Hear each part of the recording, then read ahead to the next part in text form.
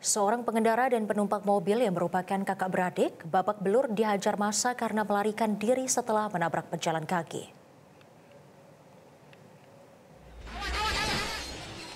Warga yang kesal langsung merusak mobil yang dikendarai kakak beradik yang masih berada di dalam mobil usai menabrak pengendara motor dan pejalan kaki di kawasan Jalan Bilal, Kecamatan Medan Barar. Beruntung, kakak beradik berhasil diamankan oleh salah satu satpam dari amukan massa yang tersulut emosi melihat pengendara mobil tidak bertanggung jawab usai menabrak. Satlantas Polres Pelabuhan Belawan masih melakukan pemeriksaan terhadap kedua kakak beradik tersebut dan mobil yang dirusak massa diamankan di kantor Jasa Marga.